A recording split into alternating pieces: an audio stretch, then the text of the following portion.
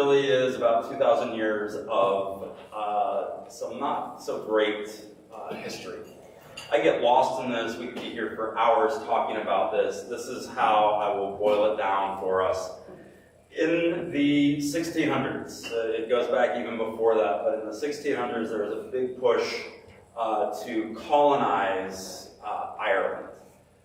They had been having famine after famine. They were not keeping up with a lot of the evolving technology in agriculture. They were finding themselves far behind and putting a real strain on British taxes and everything else. They were sending a lot of help there. So it really got ramped up under a guy named Oliver Cromwell, who was really very bad to the Irish. So the plantation system was essentially to take 9 counties in the north part of the country and essentially force those that were there off their land. This was also the choicest land.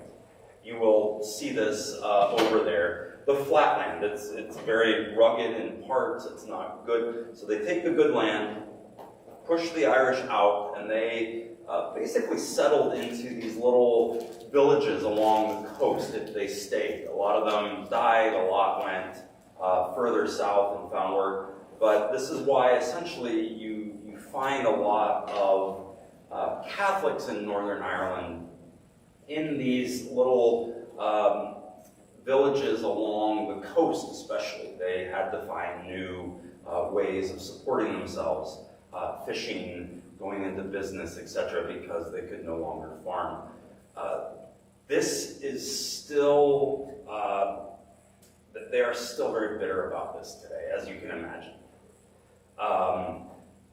You have then, if we fast forward about 300 years, down in Dublin, you have the Easter Rising in 1916. But I started studying Irish history a number of years ago. It's one of those things where there was a revolution almost every year from the 1600s on. They even at one point were trying to get Napoleon to send troops over to take over the island.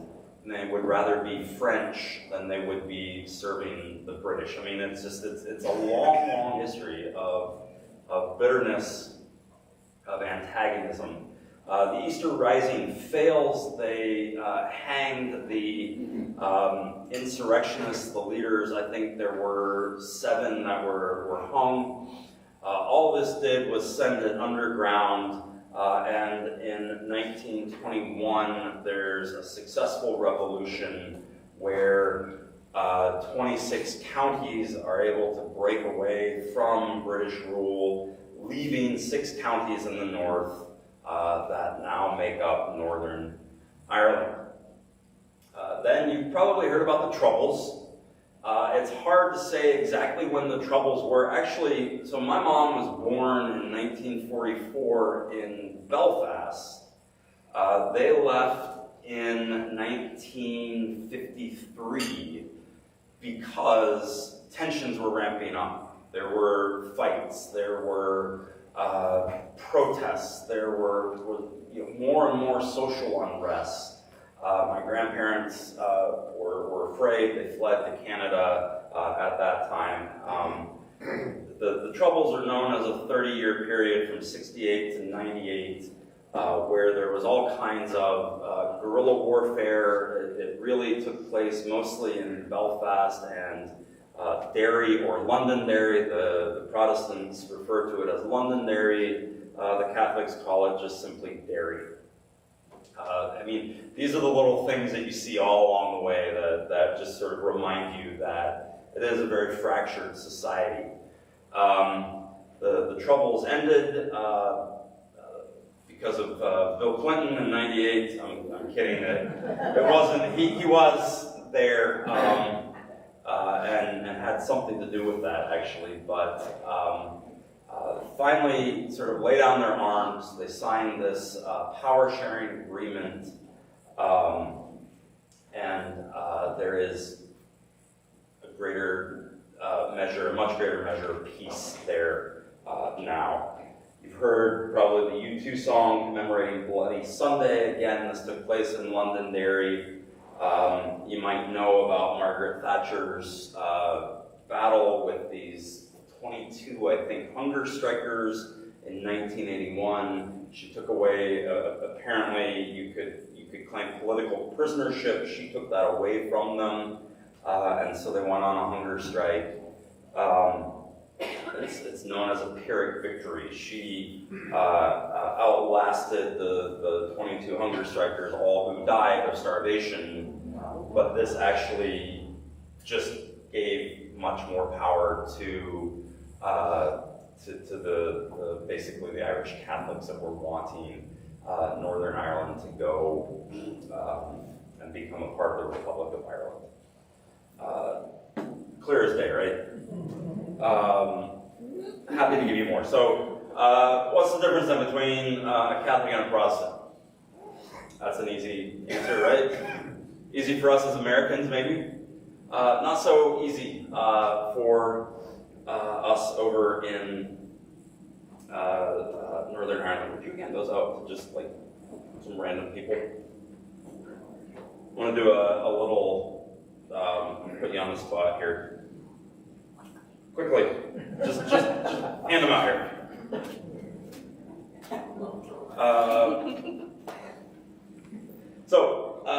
First of all, we have, so some of the differences between Catholics and Protestants. Names and accents. You wouldn't think this to be that big of a deal, and it is. There are regional accents. I think the Southern Ireland, Republic of Ireland accents are much faster.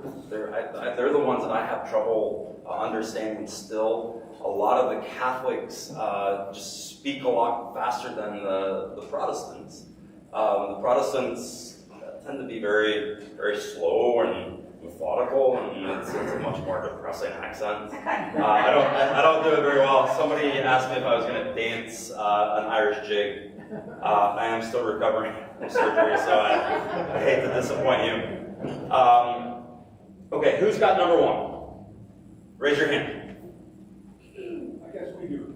Okay, spell it and then give me your best shot at pronouncing this name. C-A-O-I-M-H-E.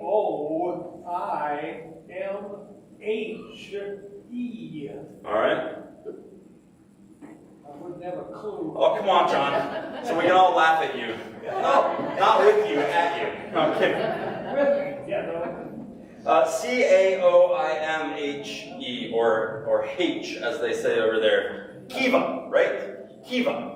Everybody knew that was Kiva, right? Oh, sure we did. Okay, who's got number two? All right, spell N-I-A-M-H. it. Okay. Naima. You got Nave there, so it was close, right? Next. With a V? Nave? Yeah, Nave. Oh, that's Nave. M becomes a V. I knew somebody was going to ask me that. Jane, the linguist here, I don't know. Probably, yeah, but probably yes. We'll see. Okay, number three. This one's somewhat easier, actually. You should be able to get this one. Yeah. Spell it and then say it. S-E-A-M-U-S. All right. It's one of Ben's favorite wrestlers. Yeah. Right. I know that one. Yeah, Seamus, right? Okay. Or Seamus, right? It's how it's spelled. Okay. Next. Who's got four? Yeah. S-I-O-B-H-A-N. All right. You might get this one. Siobhan. Good, very good. Siobhan. Google is fantastic.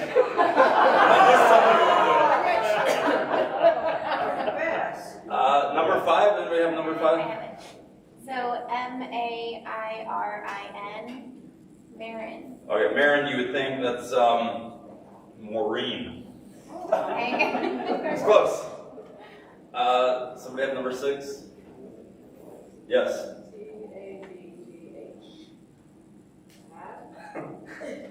Tad. Tig, like tiger. Tig. How they get some of this, I have no idea. Number 9, this is one of my favorites. Yeah. A-O-I-F-E. Okay. Oaf? You big oaf? No. Kathleen had a friend named this, but there's sometimes there's 2 different spellings. Eva. Oh my God. I think some of them are absolutely beautiful when you learn how to pronounce it. A-O-I-F-E, Eva. Eva. Number 10. Who's got 10? Yeah. E-O-G-H-A-N. Okay. Owen. Owen. It's the Irish version of Owen. Good. Does anybody have 11? I think I skipped 11. Here's 7 and 8. Is there? Yeah, I don't think I had 7 or 8 on there. I have 7. You got 7? Okay, what is it? S-I-L-E style. S-I-L-E, style. Is wrong. Where did I? Is that, are you sure that's 7? Oh, Sheila. Okay. 10, somebody have 11? Is there an 11? No 11? Is there a 12? You got 13? Alright, let's see it. This one's beautiful too. M-A-E-D-B-H. Maeve. Maeve. Yeah. M-A-E-D-B-H. Maeve. I know that. You do? Is there a 14? Anybody have a 14? I know everything. I think there's a 15. We got a 15? Okay. S-A-O-I-R-S-E. I know the Saoirse. Saoirse. Saoirse, yeah, very good. Okay, I think is that everybody? It's our niece. We have a niece. They're good. Is there anybody that didn't get? Okay. All right. Well, that's fun. Those are some of the names. Those are more you would find those more in the Republic of Ireland, and that's actually I think one of the things that the Catholics take great delight in naming their kids these names. But it's historic. This is the Gaelic language. This is actually one of the things that they fight about over there. There's been a big push when you fly into Dublin. It's I think it's A-E-O-R-F-O-R-T airport, but that's the Gaelic of Aerofort above the English. And so there's a big push in Northern Ireland to start putting the Gaelic alongside the Irish. Protestants are largely opposed to that. The Catholics are in favor of it. Back and forth it goes. Some other differences. You would think the religious differences, I mean, that's what my mind automatically goes to. That really has very little to do with the animosities between these 2 groups in Northern Ireland. Sports is a huge one. We should have brought some of our hurls or hurling sticks. Hurling is a huge sport amongst the Catholics there. You would be hard-pressed to find anybody that was Protestant that played hurling. It's a hard game to explain. It's a beautiful game to get to know. But again, neither of the 2 shall mix. The Catholics have their hurling, Gaelic football. There's a few other. I think handball is actually a game that would be a part of the Gaelic Athletic Association. What's that? Rugby would be more on the Protestant end, although that's one of the sports that is starting to sort of bridge the gap a little bit over there. Cricket would be mostly a Protestant played game. You sort of get the idea. Politics, we won't really get into that, but they are very, very split on politics, again, largely over this issue of are we going to be a part of Great Britain, remain a part of Great Britain, or are we going to become part of the Republic of Ireland? And then, of course, religion. About schools, do they have a Protestant? They do, and this is actually one of the things also, from my vantage point, that would be one of the ill effects of this. So our kids went to Catholic school over there. They have Protestant schools as well. And then there's a big push to get rid of religious education altogether. And that is growing, and you're seeing that more and more. What's happening, I think, really is that the younger generations are seeing organized religion as just something that we fight over, and so let's just chuck it all. So there's Protestant schools, there's Catholic schools, and then there are sort of the non-affiliated schools, public schools over there, as well as your private schools, but they're also becoming fewer and further between. Okay, so I'll show you some pictures of Larne here in a minute. This is where we're going. So Larne, Northern Ireland.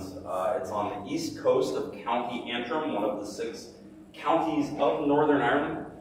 Roughly 19,000 people, which sounds small, but this is actually a fairly decent sized city for Northern Ireland. If you're talking about population, Belfast would be the largest city there. I don't think they're quite 800,000, so less than 1 million. Londonderry would be number 2. I think last I looked, it's about 300,000. And then you've got some suburbs, Lisburn, Ballymena, some of the sort of larger cities. But you're talking, most of the towns and cities. If you've got a couple thousand, 2,000-3,000, you're doing really well. So this would be considered, I think, a larger town in Northern Ireland, quite a large city. What's Balfo's population? 30, 35, 36, something like that? What's Chesterton? About the same, about 30. It's less than Balfo, whatever it is. Well, is there normal town the size of West? I'm just going to poke that tiger. I'm just kidding. I have no idea. So Larne would be largely blue collar. There's a joke actually that the 2 highest rated things to do in Larne on TripAdvisor are the road out of Larne and the boat out of Larne. So it has developed this, it kind of has a bad reputation amongst the Irish. They like to make fun of it. I have this picture that hangs in my office. This is the road out of Larne, which is absolutely gorgeous. This is known as the Black Arch. A lot of times what they do when they built this is called the Coast Road. It's on those world lists of like most beautiful places in the world. That Coast Road up the eastern side of County Antrim along the Coast Road, legendary. It's all just sheer cliffs on one side and then just very still ocean on the other. And it winds back and forth in and out of little arches like that. Yeah, David? I just had morning when we go to school, we didn't track under that. Yeah. Well, that was the red arch going into Cushenall. This is the black arch, I believe, going into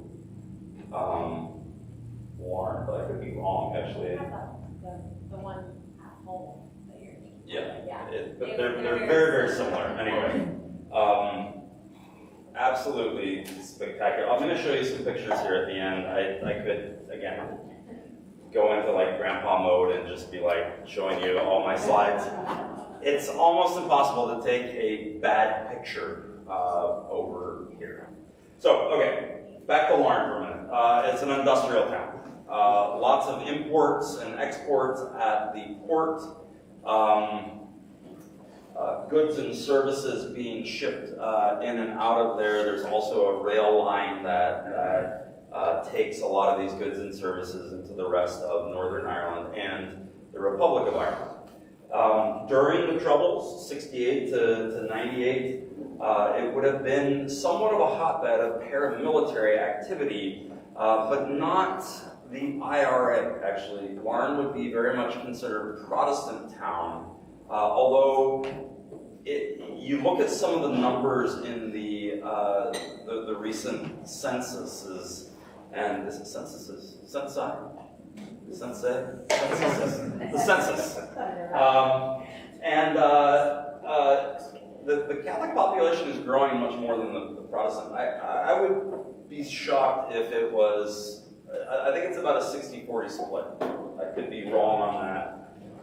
But considered a Protestant town, and so some of the paramilitary groups that were active there, the UVF, the Ulster Volunteer Force, the UDA, the Ulster Defense Association, both would have been very, very influential in Larne during those years. And essentially what that means is if the IRA would bomb somewhere or there would be a targeted shooting, these boys would try and go and respond. They weren't nearly as big or as well armed as the IRA were or are. They're still finding tubs of bombs and machine guns buried all over Northern Ireland even today. There were several times when we were there where, it'd just be like, oh, our kids were just playing in that park and they just discovered a drum of submachine guns. Oh, okay, great. And so... Not our kids. Well, no, they aren't funny. Well, I know, But anyway, But our kids our didn't kids find didn't them. find No, them. that's what Jenny's saying, yes. They weren't playing with guns over there. Nowadays, the paramilitaries, I think, have just gone back to selling drugs. That's pretty much what I've been told anyway. We're going to be headquartered in Craigie Hill Housing Estate. It sounds like when we say it's a housing estate, that there's, we attach an estate to something, you think, oh, nice houses. These are not nice houses. This is basically government subsidized housing. And they're huge. There's several thousand people in Craigie Hill, the housing estate. This is essentially what it looks like from the air. The church we are working with, I believe this is the parking lot of it, and it got cut off there. If you Google Larne, one of the things that will automatically come up is, I think 2 or 3 years ago, they set the world record for the largest bonfire ever, tallest bonfire ever constructed. And essentially what they do, the prods on the 12th of July, so the 11th night, so July 11th, every year they build bonfires around Northern Ireland, set them ablaze, and it's to commemorate when King Billy captured Northern Ireland, defeated James III, maybe, and upheld Protestantism in Great Britain. Has something to do with that. You can even see where this must have been taken shortly thereafter, where the bonfire goes every year. We're going to miss all that, thank goodness. Stuff like that just after a while just kind of started to drive me up a wall. It's hard to understand, even though I feel like I understood it better having at least one parent from there. Anyway, they have their reasons for it. I'm not going to be smug and condemn them all, but it just grows harder and harder to either side justify what has happened or a lot of the antagonism that still goes on. But they would probably say, easy for you to say you've never had family that were killed as a result, and fair enough. Okay, what are we going to be doing over there? First of all, we are going to be heavily involved in youth and children's ministry. What does this mean? It means a couple different things. So we have VBS over here, they call it Holiday Bible Club over there. During the day, we are going to be working with basically K through 6th graders, and they've been growing their VBS program, their Holiday Bible Club program over there in Craigie Hill Presbyterian Church. That's who we're going to be partnering with. During the morning. In the afternoons, we are going to be hosting a tea. Anybody ever had tea before?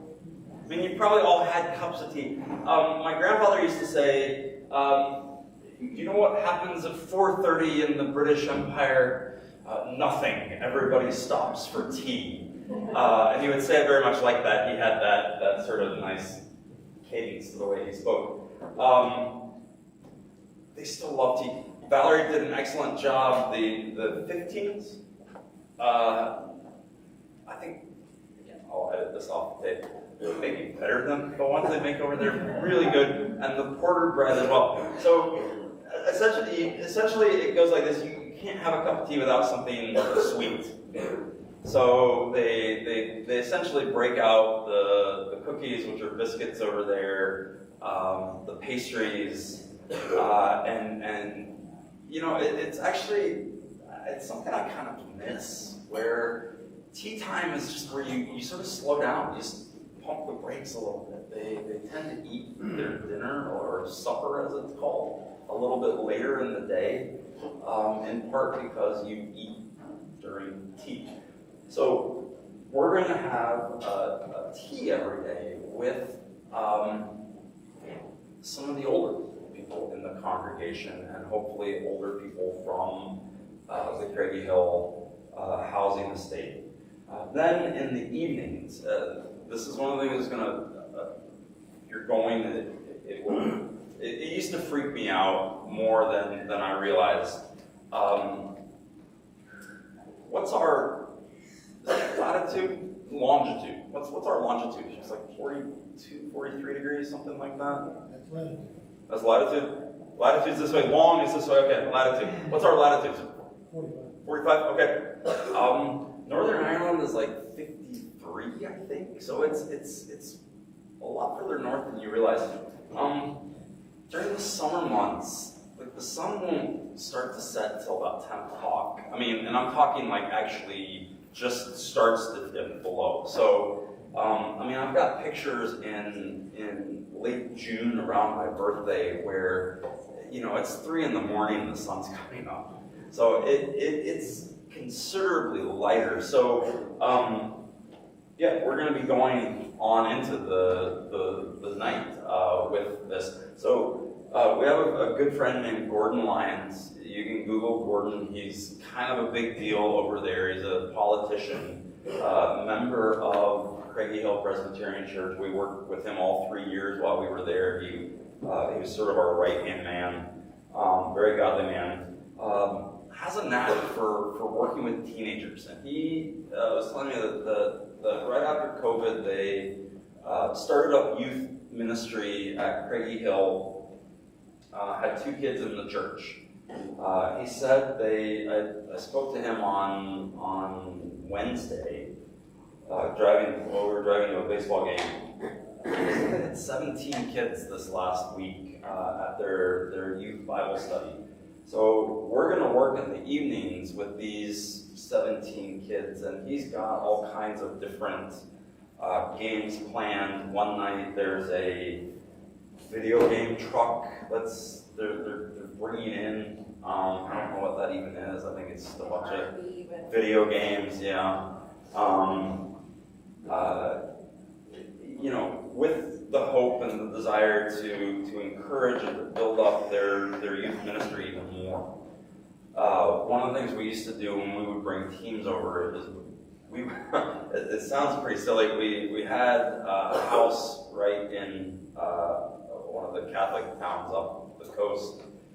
We put a volleyball net up and just played volleyball for a couple hours, and before you knew it, you would have, you know, scores of people from the town just playing volleyball. I don't know if it was just that it was a break from their traditional games, but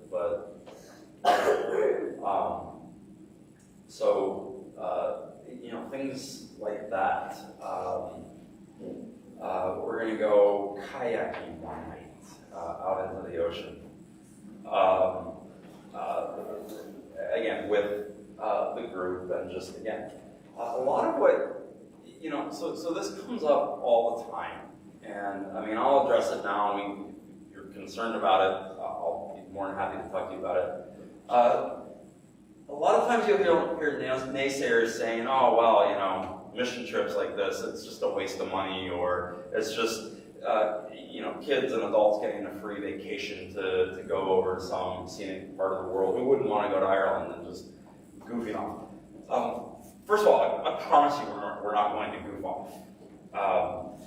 Secondly, one of the neat things, and I want to be planting seeds for you guys to, maybe even next year, or certainly the year after, take the trip over to Northern Ireland. I was kind of amazed actually at how much I remember. I mean, we lived in this very part for 3 years. We're pretty familiar with it. And so one of the things, this is why I'm such a big fan of short-term missions trips. You do good work over there, but the biggest, I think, most significant work that is done is within the team that goes. But there's a unity that comes from pooling your resources, of coming together, working together as a team to go and do something. And I was talking to another guy over there. He saw one of the Facebook posts that we made about this meeting tonight. Called me today. He said his daughter, who we had in our youth group when we were over there, is going this summer with her brother, who I think was Kathleen's age or a year younger than you. So David is now 15 or 16.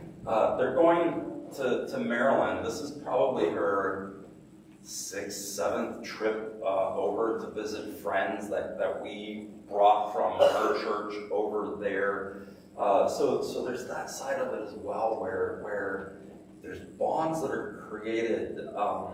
I would say even divinely appointed friendships that take place when you're over there. But I love the unity that comes within the team. And so if you weren't able to go this year, start saving now, and let's see about next year taking a different team over, or even possibly bringing a team from Larne, Craigie Hill, over here to work with us for a week. I mean, I think there's all kinds of neat stuff that potentially could take place from a trip like this. So don't just be thinking short-term things taking place. The potential is really almost endless of connections, work, partnerships, friendships, unity that takes place. Even when we sent support letters out in the spring to a lot of people we know, most of them were people that had gone on this trip before.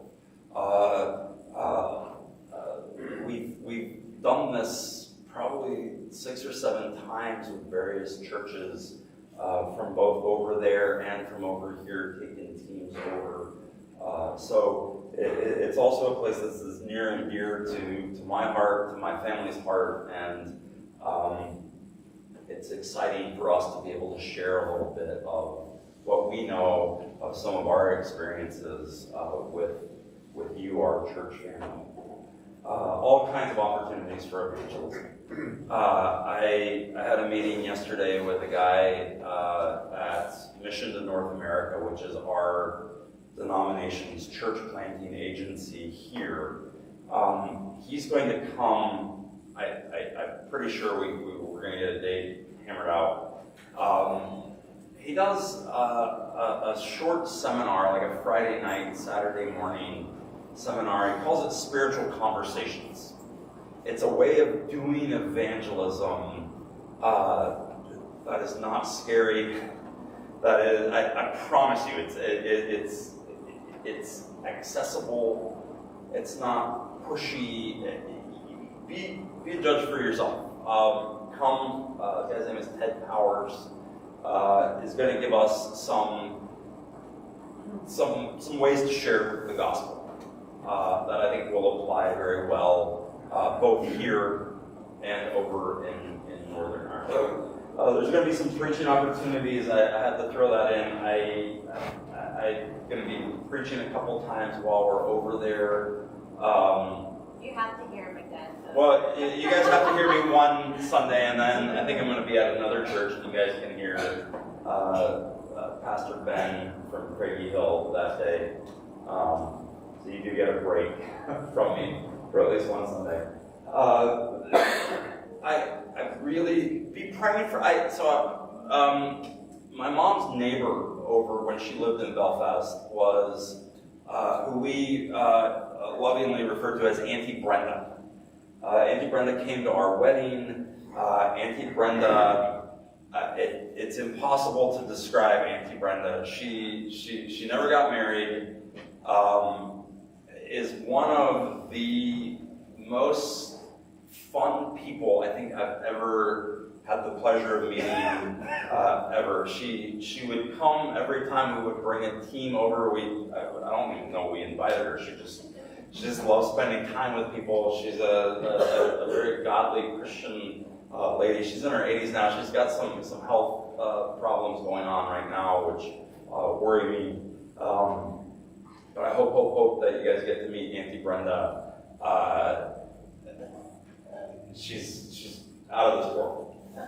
So revisiting and reviving some past friendships, connections that we have made over there that we still have, introducing you to them and building those up. There is also going to be some time available to us. We've got 2 days scheduled to go see some of the sites. I'll walk you through it. So 2 different castles. Carrickfergus Castle, which is one of the best preserved castles in Northern Ireland. Gordon has promised us backstage access to this because of his cabinet position right now. He was joking that he owns it, but he kind of does have like the keys to this, and it doesn't look big from that angle. It's a massive castle right on the coast. If you've been in our house, the picture of all the kids Sitting on a cannon. the cannon is there. Is here this is Carrickfergus Castle. So we get in Friday morning. We leave here Thursday night. Get into Dublin at 5 o'clock on Saturday morning. It's about a 3-hour drive up to Larne. You're gonna be exhausted. We've got that day as a sort of a free day. Settle into your houses and maybe take a short nap. We'll have dinner that night. Hopefully be well rested. The next day, he said either Saturday or Sunday is going to be our prep day. Whichever one is drier. This is how the Irish talk. Whichever day is drier. So this is in Larne along the coast. They just opened this, it's a series of bridges and steps, cliff walk. So you walk right along these cliffs here, and it goes on for about a mile. I never realized the water was so blue and clear. It's some of the most amazing stretch of ocean you'll ever see. There's dolphins sometimes that you'll see jumping out of there. We've been out in kayaks before and seen these big, they call them trash can jellyfish because they're about the size of a trash can lid with neon purple veins going through them. I was glad to be in the boat looking at them. But you can see that clearly it's absolutely pristine. This is, help me out here, Dunluce Castle. This is up on the north coast. C.S. Lewis, when he was a child, was taken there to live with an uncle in Bush Mills. This is right outside of Bush Mills. This is the inspiration for Cair Paravel in the Chronicles of Narnia. that's a ruins now. But you can walk through there, and excuse the nerdiness here. There's a Narnia vibe that you definitely feel. You close your eyes. I'm not saying I've done this. I'm not saying I haven't done this either. You might think you're in Narnia, which is kind of cool. We used to go play hide and seek. Yeah. It's not one of the better known, actually, attractions, as you'll see here in just a moment. There's the Carricker Reed Rope Bridge. This is suspended about 150 feet from the sea. You see my kids. This is Mark. That's David. Liam up ahead. Kathleen, Jenny, and I was in the back. I don't know where Ryan is. He's in the carrier. On me. Maybe that's not you then. I don't know. Anyway, it's an adventure, but it's pretty cool. So this is known as Fairhead. Fairhead is literally you park in somebody's barnyard, and there's an honesty box. You put £1 in for your parking, and you start walking through a sheep field. It's totally illegal, I promise. And you, all of a sudden, you just like, okay, this is kind of neat. There might be something up there. Next thing you know, the cliffs just drop off. You see the ship. This is a town called Valley Castle over here. Best fish and chips in Northern Ireland, right there. That's called Morton's. And then next thing you know, yeah. So this is Gordon. Next thing you know, you're staring down, 100 or more feet into the North Sea. It's absolutely spectacular. It's a little dangerous. We'll tell you when you got to stop. But again, just absolutely spectacular. Nobody around, which makes it also special. This is probably the best known formation. I think this is the most popular tourist attraction in Northern Ireland. It's known as the Giant's Causeway. Volcanic rock formation that produced these six-sided stone columns. I think it's basalt coming out of the ground at all different levels. When we first visited, Jenny and I, before we decided to go as missionaries, took a trip over the two of us. This is pretty special. I remember getting very choked up standing on this, and it's like my great-grandparents walked on these same stones. My grandparents and my mom would play, right here. It wasn't nearly as touristy as it is today. And then to see, my kids playing on it, there's David doing I don't know what, I've arrived. Liam and Kathleen it's one of my favorite things to do is just sit, stare at the waves coming in. Right, this is getting up close to the North Atlantic where waves, I've never seen waves as huge as standing on the north point called Malin Head. It's actually in County Donegal. 30-foot waves, it's incredible. Believe it or not, I took this picture. I'm still in awe that I took this picture.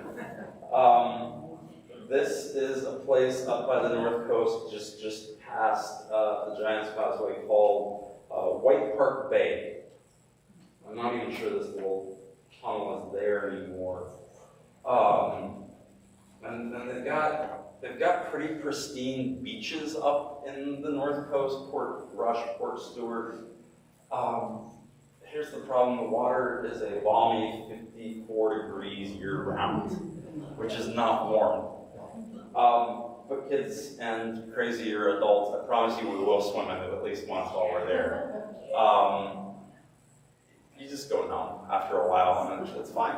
No big deal. You kind of just walk out there. Since there's such old beaches, it's a gradual decline into the ocean, which just means you just freeze. But anyway, it's kind of fun. Do I have any more? That's it. Okay. Any questions? I got through that in less than 40 minutes. That's not too bad. Yes, Ryan. being on the board? Maybe we could rent wetsuits if you want. That's really the actually in Portrush. It's apparently. I mean, I don't know if this is such a great claim to fame or not, but apparently some of the top surfing destinations in Europe are in Portrush and Port Stewart. Again, this gradual decline can create some pretty long-lasting waves, and I was actually somewhat surprised the first time we went to the North Coast. There's so many young people out there just on surfboards, like you're in California or something. But, yeah. Where are you staying? So this is another one of the neat things about having some deeper connections over there. 3 people at Craigie Hill have very graciously given up their homes that we can stay in. So we're going to be staying in other people's houses there. No charge. And they have also promised to feed us for most of the days, if not all of the days that we're there. So all in, depending on when you got your tickets, roughly about $800 in airfare is all we technically are responsible for. Now, there's touristy things, going shopping and whatnot, you would be, responsible for, but all in, I think for all of us to go is about $12,000, which is pretty unbelievable price as far as trips like this go. Usually, like if you go with MTW, which is our worldwide mission sending organization, I think we pay in Maryland close to $4,000 a person to go to Costa Rica for 7 days. So pretty unbelievable. I think last looking at the deacons here, close to halfway there with support raising. So that's kind of the last side of it. People have asked, what can I do to help? We've got some car washes planned. We've got a few other fundraisers that we've got planned between now and then.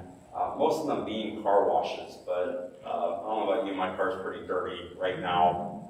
On Saturday mornings to help raise. If you do feel led, and this is one of the things too that I think builds and breeds unity. So not everybody can go, but if you're not going this year on this trip, how do you contribute? How do you go? You can go by giving. You can help some of these kids, some of these adults go, and that's maybe where the Lord is calling you to serve at this time, and then hopefully, look at that. How can you not want to go see that just a little bit? And I do hope that we can share. That's not to say that this is the only place to go and do missions. If somebody really wants to go to Mexico one year or somewhere else in the world, by all means we can. This is just what we know, and we know it pretty well. And yes, and it is a good start for our church, which we haven't done a trip like this in a while, and so I think it is a good place to start. But again, I'm hopeful that maybe next year or in 2 years or however long that we can take more people over to do similar work and to see similar things and to meet the same people and to just continue to grow and build those relationships between at least these two churches, probably more. So those are some ways. Certainly, please be praying for us. Pray for the team that we would come together more and more. Pray for our church that we would, again, be united together in doing this. Pray for the people in Northern Ireland, for opportunities to witness, to share. You know, one of the things also, we think they have funny accents. You guys ever watch those PBS, like, British crime shows? There's always seems like there's a token American in it. Who is it Kathy Bates? You guys remember the Titanic movie? Wasn't she American? She played an American wealthy... Molly Brown. Yeah, Molly Brown. Good. And she sounds like John Wayne's sister. Right? And I would always think like, oh, we don't sound like that. That's fabricated. Come on, British people. You know, we don't sound... We sound like cowboys, which is kind of cool, actually, right? But you can, and we're also like a decibel or two above whatever. Our family definitely stuck out like a sore thumb when we were there. I mean, and that worked for us. That's Right. what we need. That So we're huge, a big family. right, just being out of your comfort zone creates opportunities, I think, for what are you here for? Oh, we're here with our church. Oh, what, you know. There's your end right there. And it's so neat for us to be able to go and kind of continue that work there. So we really were drawn to it, and it came to a quick end. So, you know, if you're like thinking, oh, why are they going back there? Well, because it was sort of like a break for us, and we came back, and It's been 5 years yes. since we were over there, Yeah. so a lot has changed. But also enough that we know, you know, how to work there with the people and how to evangelize to them and what does work. And we have done so many, you know, we had teams come over while we lived there. We took a team over once before we went, and then they came over twice from our home church in Maryland, and then several others. So it's not the first time we've done it too. So that's a good ease into it for it is what I mean for us and for the church and all of that. So. What are their church services like? It's a mixed bag, kind of like even within the PCA. Do they have one or two services on Craigie Sunday? Hill have a morning and evening service. A lot of churches, not all, do. The churches we were a part of, I think, all had morning and evening services. We got to visit a lot of churches when we were trying to share like what we were there and getting, you know, trying to get started.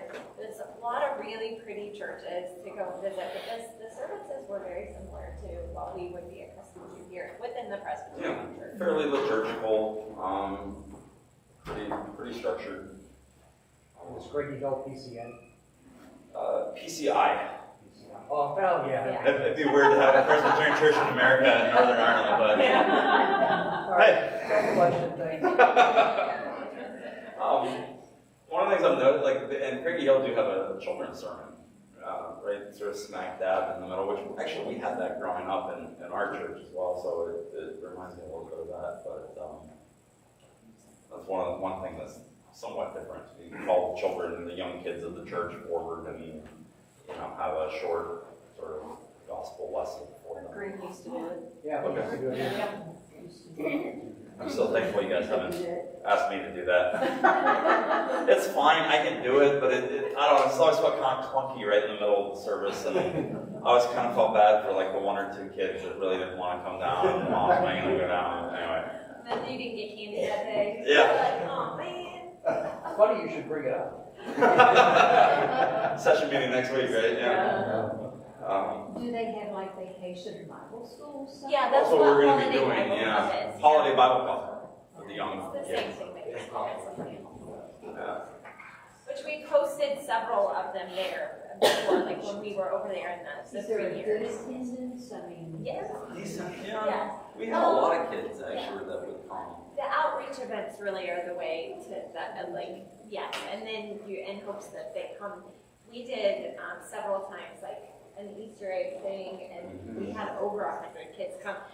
So they're willing, the parents are willing to come. You kind of have to get them coming, which is what Craigie Hill is trying to do, is like have things outside where parents are like, go, do it while you can, and they'll come. Yeah.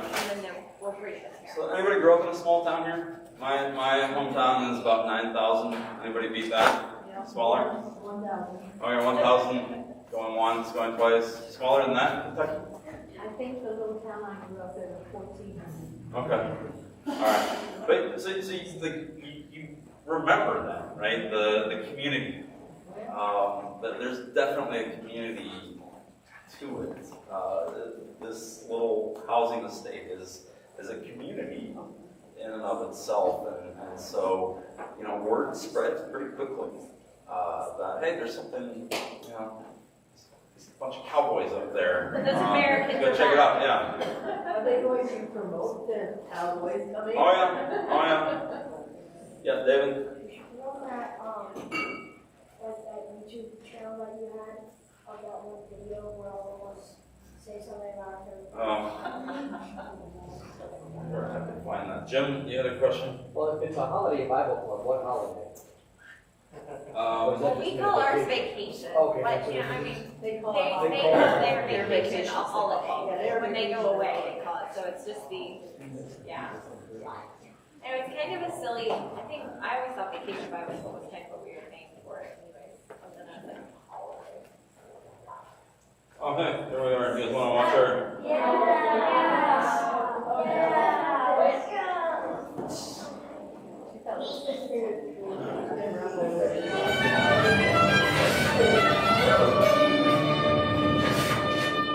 Oh gosh.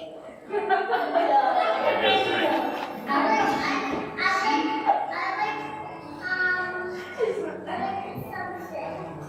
I have that stuff.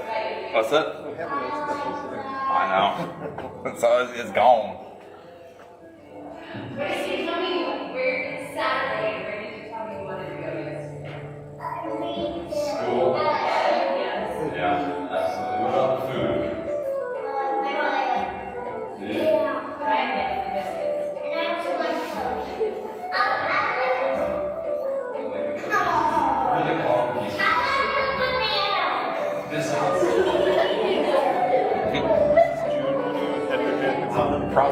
church that we were starting. This must be like March or April, probably.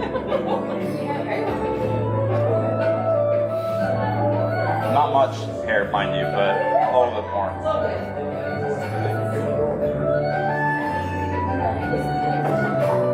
So that was the building we were using to have services in. It's pretty cool. So what have we been doing in our first month here in Cushendall? This would have been January 2018. First of all, we've gotten situated. We are adjusted somewhat to the culture, to the climate, to the people. We continue to do that.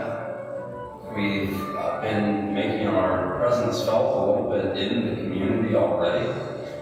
Shopping, doing our grocery shopping here in Cushendall, coming up for coffees when we're working on the church, going down, meeting people, those sorts of things. Another huge thing that is already paying dividends for us, or the work that we're doing here, is having the kids starting school in town. They are adjusting extremely well. They're great kids, and meeting friends, getting to know the teachers, the administration of the school. And so that has helped as well, and we believe is going to continue to help us greatly as we continue on with this work into the future. So, what are some things that are different about Ireland than the United States? Like what words?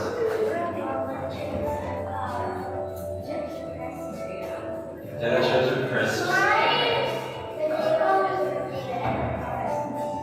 French fries are chips. Or biscuits. What side of the car does Daddy drive on? Does he drive on the right side of the car?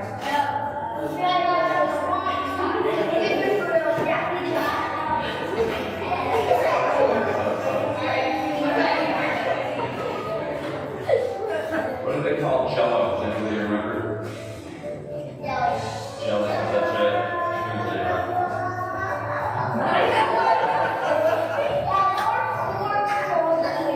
corn is called corn.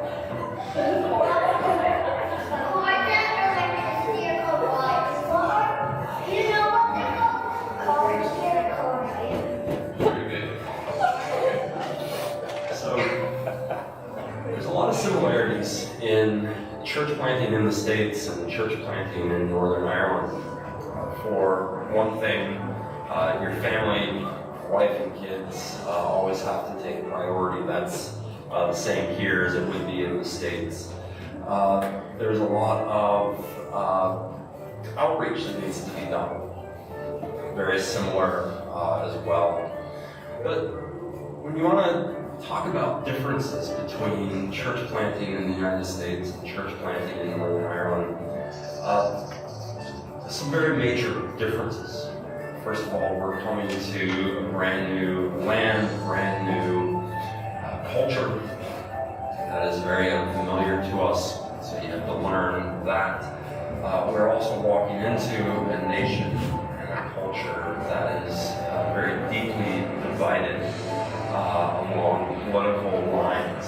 So that's something that we're going to have to learn and grow in and eventually approach as we begin to see the church planted, worship services started, and those types of things.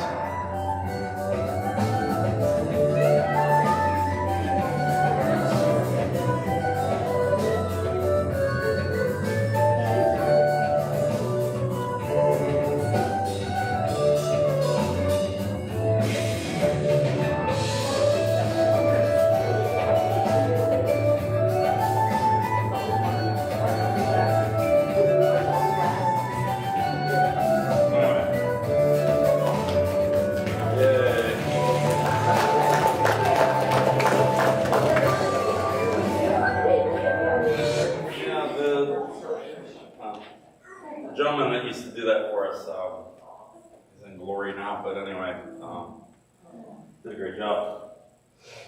All right, any other questions, comments? I know I had a little more hair back then. Beard wasn't quite as great. Not much, yeah, great. I thought I had more. Anyway. Looks awesome. Yeah, Yeah. I know. It was neat to see all the kids at those ages. Yeah. Okay, well, let's, if you have questions that come up, let me know. I'm glad to answer any and all that you might have. But let's close in prayer if we can here. Father, we thank you for this night. We thank you for the outpouring of support to come and to learn. We remember the team that is going, that you have called and appointed. Continue to equip us.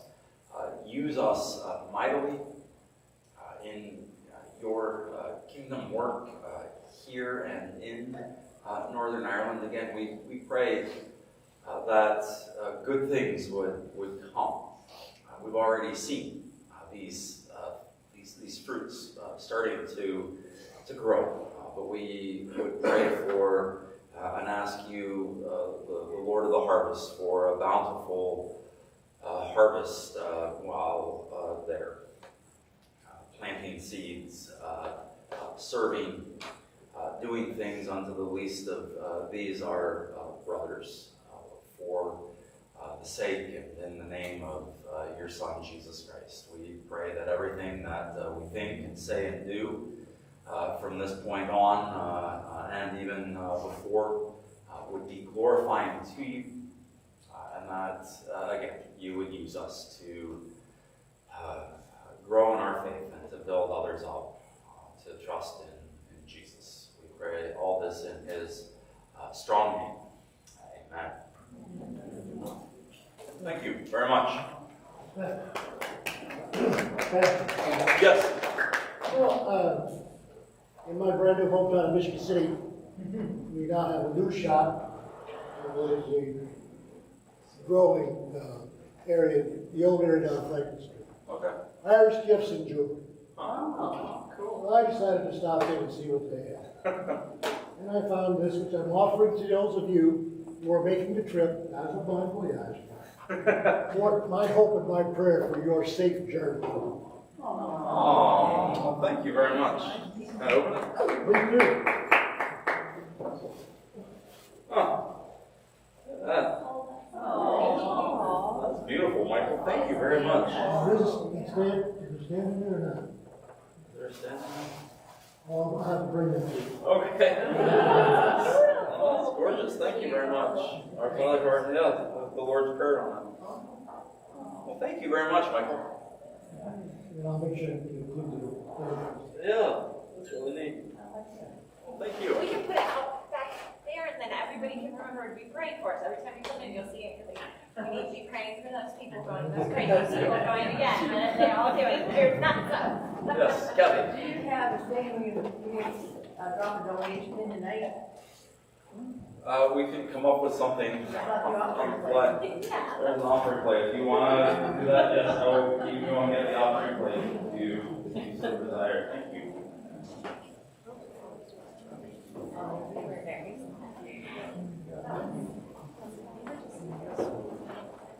You want to just set it out there on the table maybe, and if you want to put it in, that's pretty. Thank you so much. Thank you all Thank you guys very much much. for coming. If And there's don't feel rest- like you have to give, but anything you can and do is much appreciated. So thank you so much. Very good. Yeah, there's plenty of bread. The less the sugar we have to take home, the better. So please eat up.